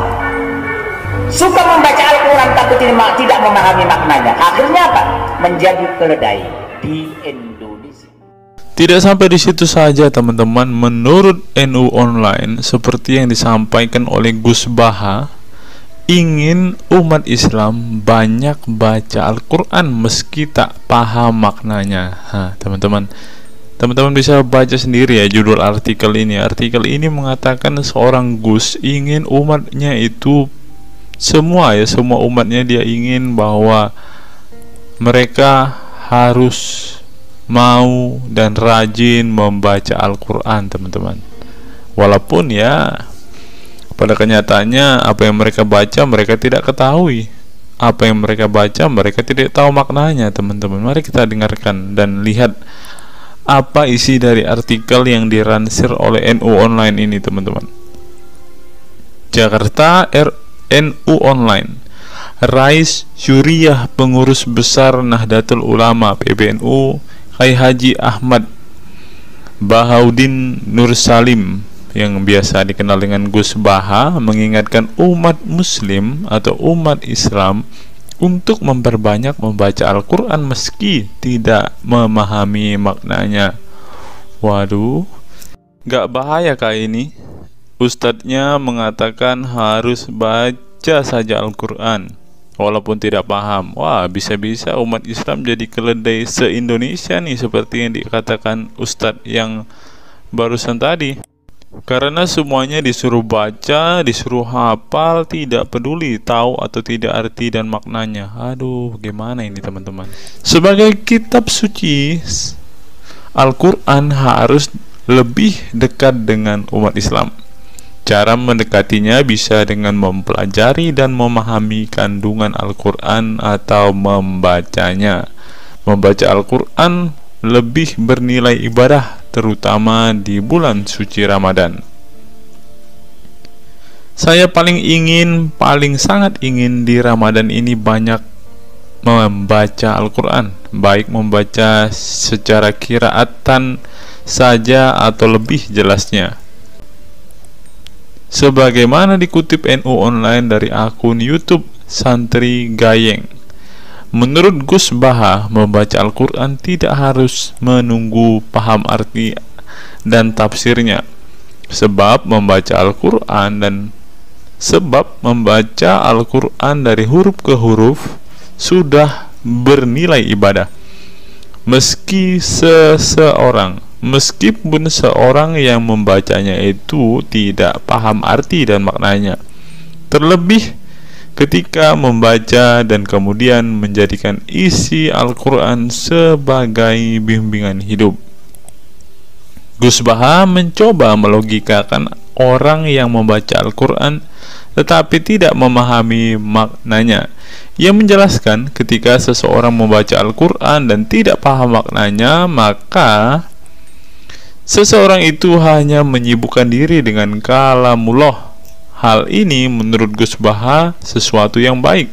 Tetapi Ustadz yang tadi mengatakan kalau hanya bisa membaca tetapi tidak ngerti maknanya, mereka sama dengan keledai di Indonesia. Nah, sekarang umat muslim bingung nih harus ngikutin yang mana, mau jadi keledai atau hanya menjadi pembaca tetapi tidak tahu apa-apa nih. Lanjut teman-teman. Efek dari kesibukan dengan kalamullah itu pasti tidak melakukan maksiat. Tetapi kalau kita melihat ya, kalau ada satu contoh kasus yang terjadi di pesantren kemarin kan teman-teman, di artikel yang kita baca sebelumnya, bahwa kejadian atau hal yang bersangkut paut dengan maksiat ini terjadi di dalam pondok pesantren teman-teman. Bagaimana ini Gus Baha? Kalau Anda mengatakan bahwa ketika orang sibuk dengan membaca Al-Quran dengan kesibukan membaca kalamullah dan bisa terhindar dari melakukan hal-hal maksiat, tapi kok di pondok pesantren malah terjadi maksiat nih Gus Baha, bagaimana ini? Lanjut, saya beri contoh, meskipun membaca saja dan tidak paham artinya itu tetap baik. Ada orang yang semalaman itu duduk bersama keluarga, ngobrol ringan tentang masa lalu, cerita lucunya atau lucunya anaknya. Pada malam itu ditulis oleh malaikat bahwa keluarga ini tidak maksiat, tidak dugem, tidak narkoba, dan tidak ke tempat maksiat, jelasnya. Gus Baha mengatakan keberkahan dari seorang muslim atau muslimah menyibukkan diri bercengkrama bersama keluarga, asik guyon dengan teman dan tetangga adalah tidak melakukan maksiat dan tidak macam-macam, apalagi jika saat itu membaca Al-Quran. Hal ini sesuai dengan kajian ilmu usul fikih yang dipelajari Gus Baha dari Al-Makfurlah Kiai Haji Maimun Zubair. Ia menegaskan bahwa di antara kebaikan agama Islam adalah meninggalkan itu adalah pekerjaan yang tidak butuh modal. Gus Baha menjelaskan, Apabila seseorang ingin mendapat pahala sholat, maka harus sholat. Kalau ingin mendapat pahala haji, maka harus haji. Namun ada kebaikan yang tidak perlu modal, yaitu meninggalkan kemungkaran. Caranya cukup meninggalkan hal-hal yang dilarang Allah. Cara meninggalkan kemungkaran bisa dengan bercengkrama dengan keluarga, baca Al-Quran, bercanda dengan teman, dan hal positif lainnya. Sehingga kalau ada orang yang tanya, kenapa baca Al-Quran meskipun tidak paham itu dapat pahala? Satu, karena itu kalamullah. Kedua, sebagai kebaikan itu adalah meninggalkan kemaksiatan. Meninggalkan itu bisa dilakukan dengan hal-hal mudah. Ini pentingnya ngaji. Saya ngaji usul fikih dengan Kai Haji Maemun, abahnya Gus Yasin, katanya. Gus Baha mengaku sejak kecil ia sudah terbiasa membaca dan mempelajari Al-Quran, bahkan hingga saat ini. Kebiasaan Gus Baha mempelajari Al-Quran yang berlangsung puluhan tahun ini membuatnya memiliki kecintaan yang mendalam dengan kitab suci yang diturunkan kepada Nabi Muhammad itu. Ia juga membaca banyak literatur klasik maupun modern untuk memahami Al-Quran, kemudian melakukan diskusi dengan banyak pakar Al-Quran dari berbagai daerah dan negara tentang berbagai tema. Tetapi syukur-syukur bacanya Al-Quran itu paham, artinya paham sesuai dengan kapasitas masing-masing. Saya mulai kecil hingga sekarang masih ngaji Al-Quran, masih belajar, juga masih terus mencari ilmu. Ucap pengasuh pondok pesantren Tahfidzul Quran LP3 IA Rembang, Jawa Tengah itu. Nah teman-teman, setelah mendengarkan apa yang dikatakan Ustadz Munzir Situmorang dan juga Gus Baha ini, taulah kita sekarang mengapa ketika ada debater Islam yang berdebat dengan saudara-saudara apologet Kristen kita, mereka tidak paham sama sekali dengan Quran mereka, dengan hadis mereka, karena ya seperti ini teman-teman. Membaca Al-Quran, menghafal Al-Quran itu adalah sebuah ibadah bagi kepercayaan mereka teman-teman. Walaupun mereka tidak paham apa yang mereka baca, walaupun mereka tidak mengerti sama sekali apa yang mereka baca teman-teman, yang penting dibaca saja, itu adalah sebuah amal baik. Nah teman-teman, kita belajar bahwa ketika apologet Kristen berdebat dengan para apologet Islam atau dengan para polemikus Muslim, inilah yang terjadi teman-teman. Mereka tidak paham sama sekali ketika mereka ditanya isi hadis dan Qur'annya. Karena pada intinya atau pada kenyataannya, seperti pengakuan dua ustadz ini tadi, bahwa memang benar umat muslim itu hanya senang membaca, hanya suka membaca, hanya suka mengimani, tetapi tidak paham sama sekali dengan apa yang mereka baca dan imani teman-teman. Sebagai contoh teman-teman, kita kalau melihat perdebatan antara Gurunda Zuma dengan apologet Kristen ya, ketika Zuma ditanyakan ayat-ayat Al-Quran atau hadis-hadisnya, Zuma pasti tidak pernah menjelaskan ayat dan hadis itu teman-teman. Alasannya ya kita tahu ya, sekarang ternyata memang Zuma pun ternyata hanya hafal, hanya suka membaca, tetapi tidak paham dan tidak mengerti sama sekali dengan apa yang mereka baca dan hafalkan teman-teman. Ya, jadi kita bisa ambil kesimpulan bahwa orang-orang model seperti ini sama seperti keledai di Indonesia, seperti yang diungkapkan oleh Ustadz Munzir Situmorang tadi teman-teman.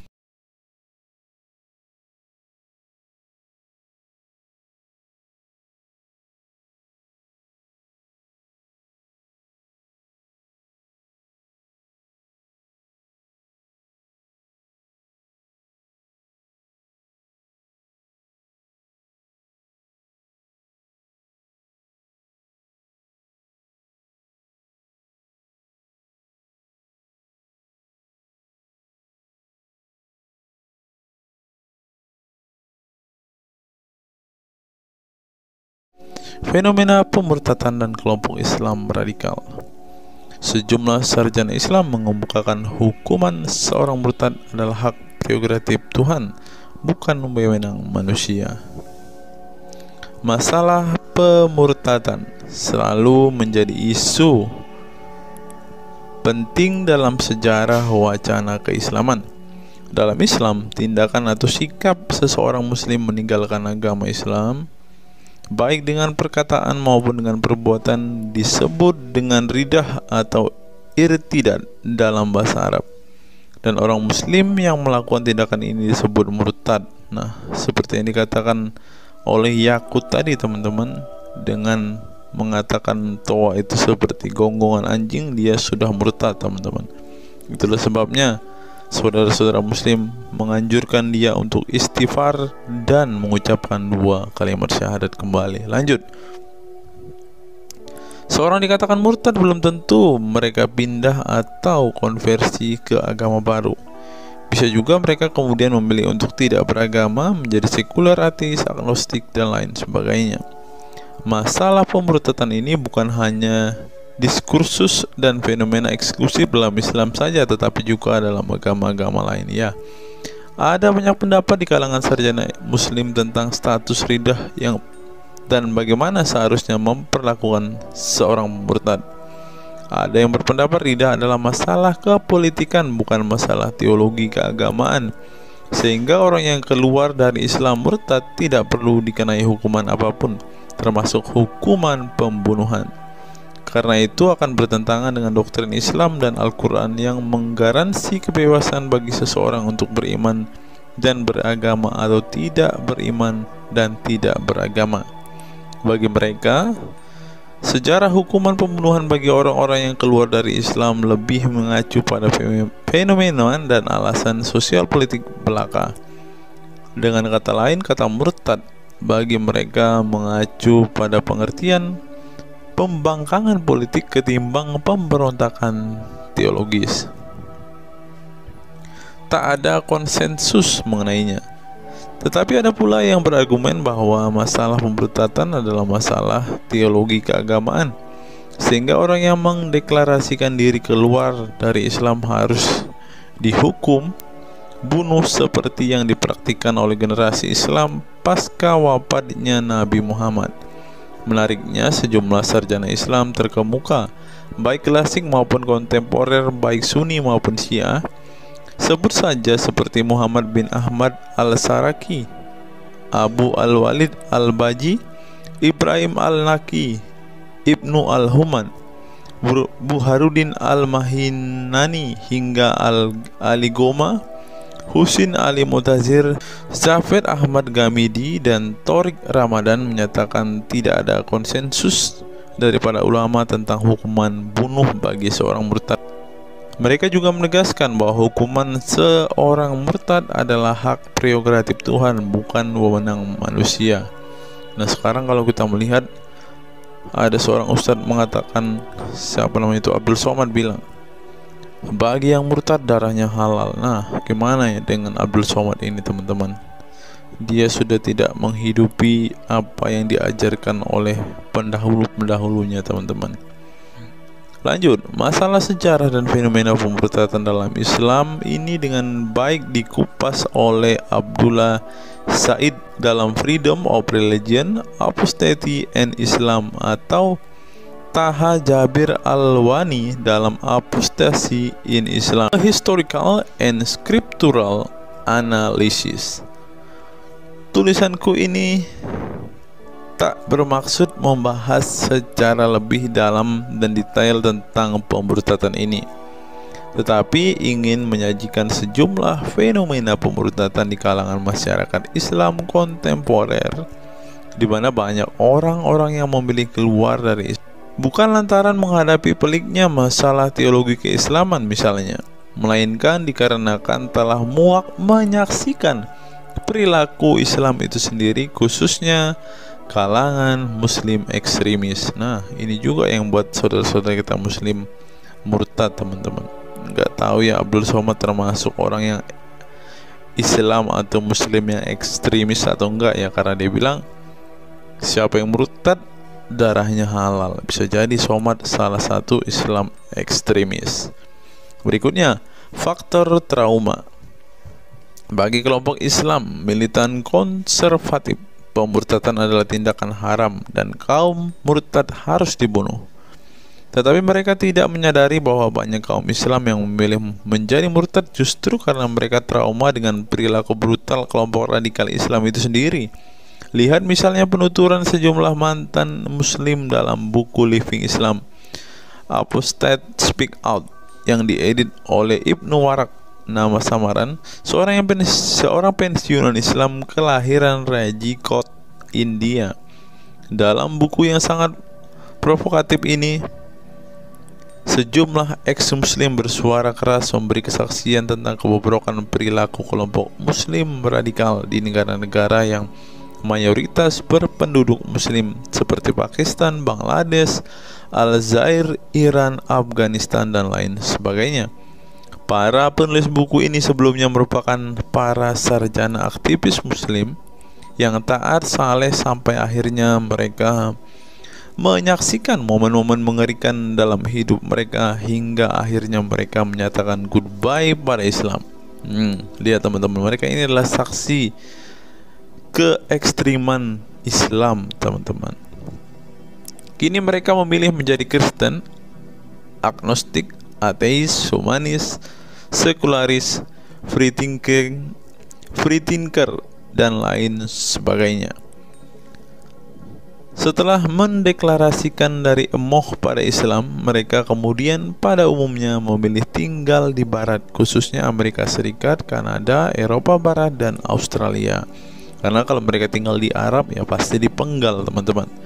Sebagai suaka baru mereka dengan pertimbangan satu, masalah ketidakamanan jika mereka tinggal di negara asal mereka, sebab seorang yang pindah agama dihukumi murtad dan mereka itu bisa dibunuh. Nah, benar apa yang saya katakan tadi kan, teman-teman.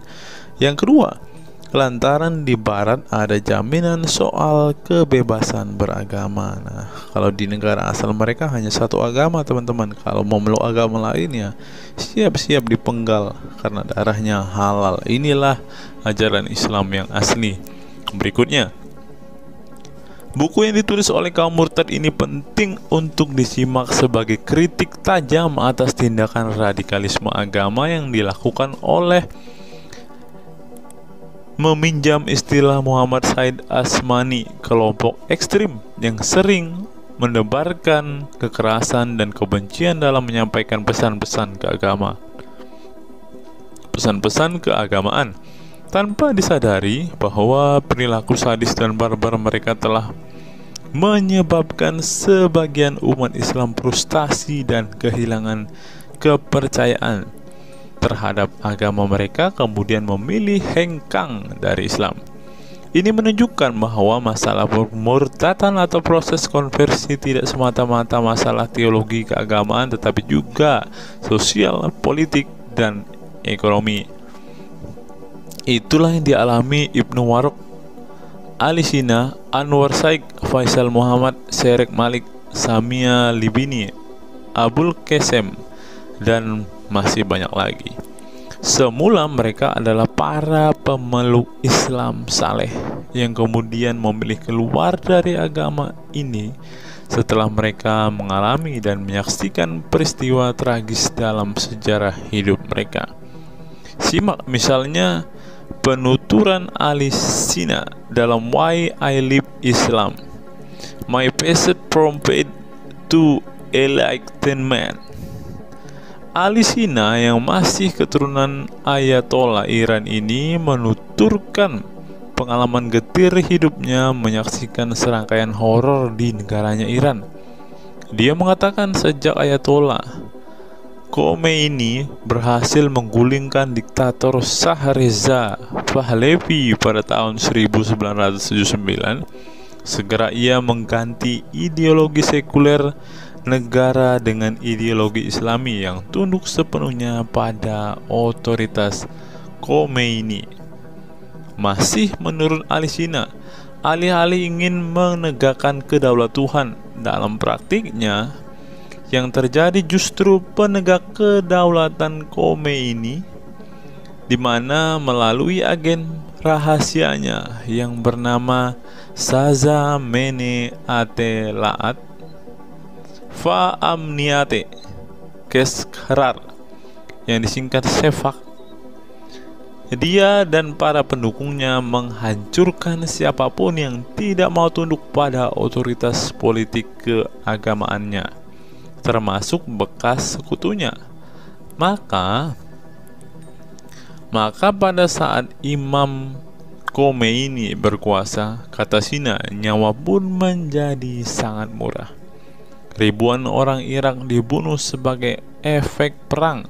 Teluk antara Iran-Irak, ribuan pengikut Bahai Faith disiksa dengan tuduhan murtad, dan ribuan penduduk Iran yang menolak otoritas politik dan agama sang imam dipenjara. Nasib kaum perempuan lebih tragis lagi.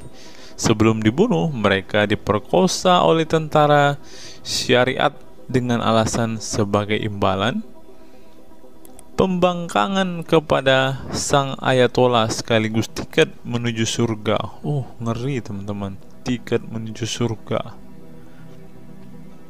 Peristiwa tragis semasa rezim Khomeini ini membuat Ali Sina trauma dan kehilangan kepercayaan terhadap Islam sehingga ia memilih murtad.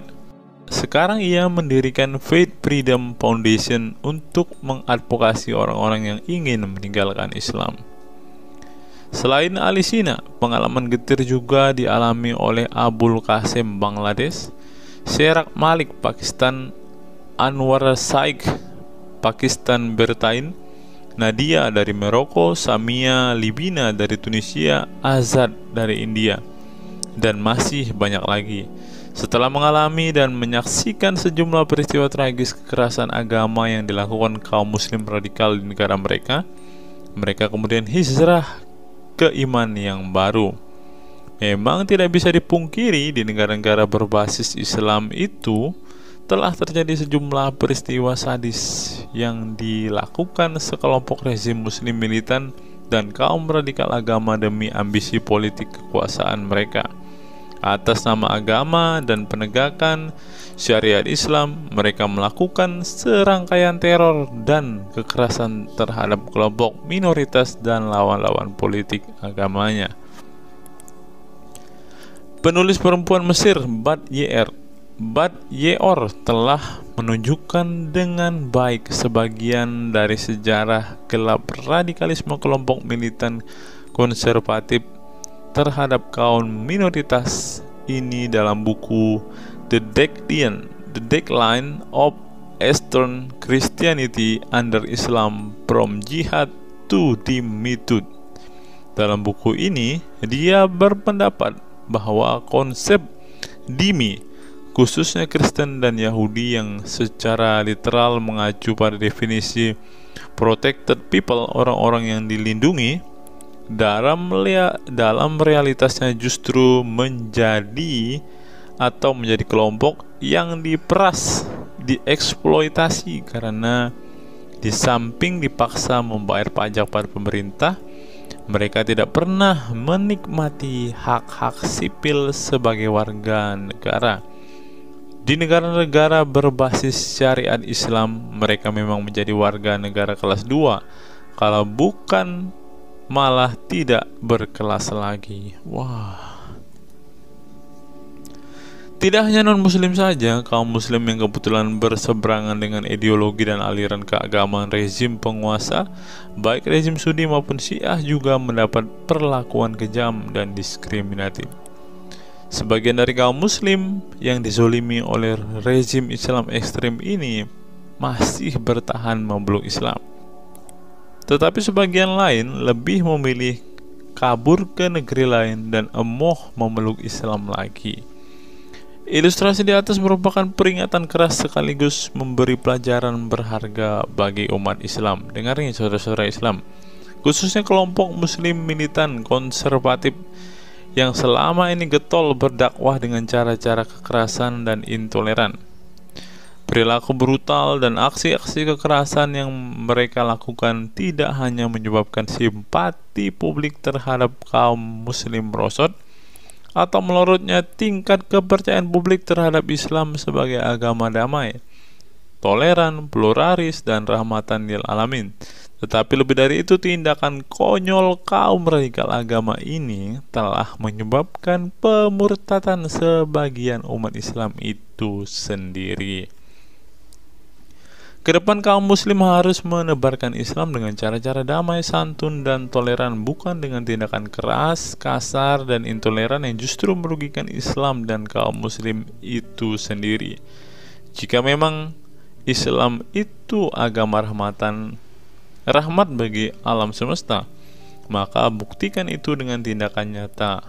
Wallahu alam bishawab. Nah, itulah fakta-fakta yang bisa saya sampaikan pada kesempatan hari ini, teman-teman. Kiranya fakta-fakta ini dapat membuat kita semua sebagai umat Kristen semakin bersemangat berdoa, terlebih memberitakan Injil kepada saudara-saudara muslim kita yang benar-benar rindu, yang benar-benar ingin dan haus mendengarkan kabar baik, teman-teman. Karena Alkitab memang mengatakan ada orang-orang yang hatinya sudah tertutup untuk Injil dan mereka tidak akan pernah mendengarkan kabar baik itu. Bagi saudara-saudara muslimku, segeralah murtad, karena sesuai dengan apa yang kita bacakan hari ini, banyak sekali fakta-fakta yang di luar nalar yang bisa menjadi alasan kalian untuk meninggalkan agama Islam. Apa pendapat teman-teman setelah menyimak video ini? Silahkan tuliskan komentar waras teman-teman di kolom komentar video ini, agar banyak orang semakin waras dan semakin sadar bahwa hanya Yesuslah satu-satunya Tuhan dan Juru Selamat. Hanya Yesuslah satu-satunya yang menyediakan surga bagi setiap orang yang percaya kepadanya. Salam waras, salam sadar. Sampai bertemu di video-video kita berikutnya. God be with you all.